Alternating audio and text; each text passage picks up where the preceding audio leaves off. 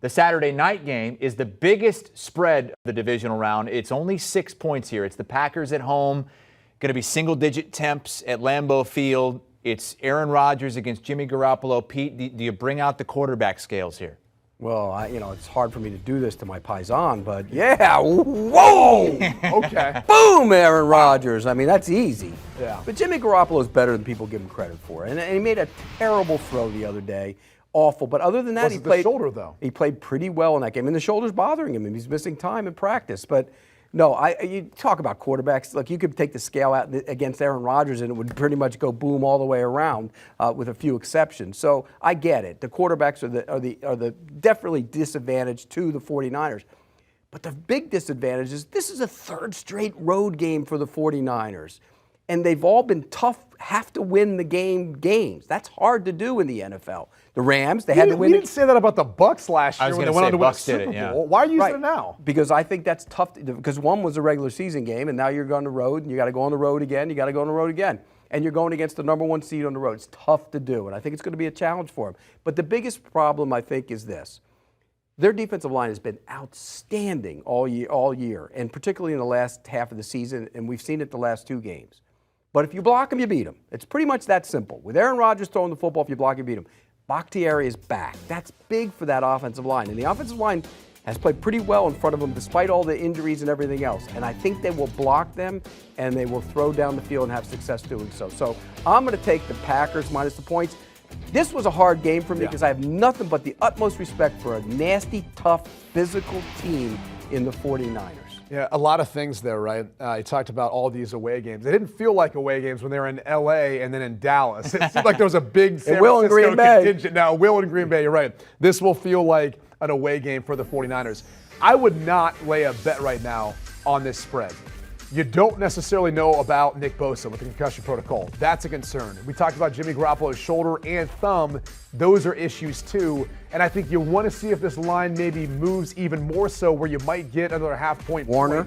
And Fred Warner, who is practicing, but he's limited. But all three of those injuries are huge in this matchup. So that's something to keep an eye on.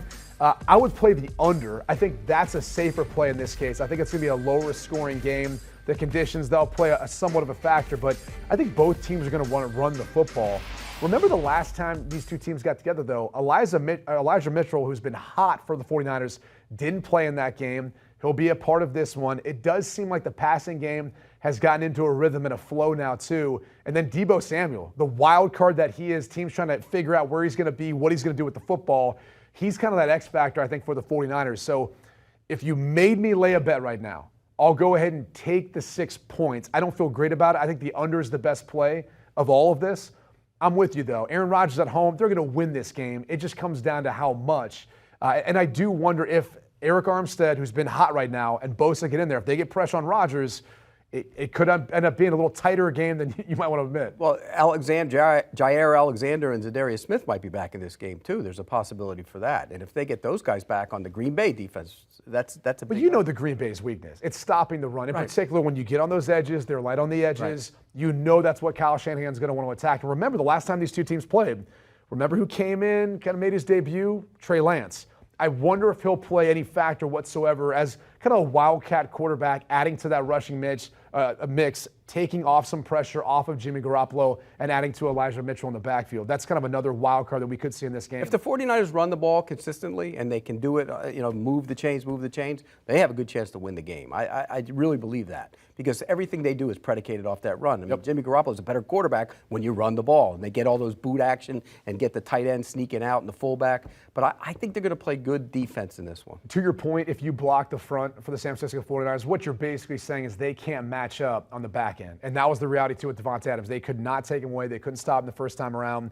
They'll have a hard time if they can't get pressure on this time, taking away Adams as part of that mix. The big question is, will there be a handshake after the game? Because the first time around, it seemed like there's some bad blood based on the reports or rumors that Kyle Shanahan and John Lynch were trying to steal Aaron Rodgers over to the 49ers before the season even started. No, because I think if Green Bay wins, he'd be glad to go over and shake his hand. See? I'd be 2 in a row.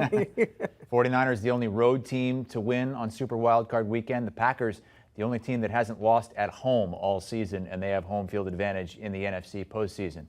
These guys are going right up, button heads against each other. in this divisional round. Brady likes the Bengals. Pete likes the Titans. Brady likes the Niners. Pete likes the Packers. And oh, by the way, Brady doesn't just like Cincinnati to cover the 3.5 points on the road at Tennessee. Brady likes Cincinnati to win the game outright. Do you want a sports network that delivers everything that matters about the game? The highlights, the picks, the instant analysis, no yelling, no fake debates, no politics. Hit the subscribe button and never miss a moment.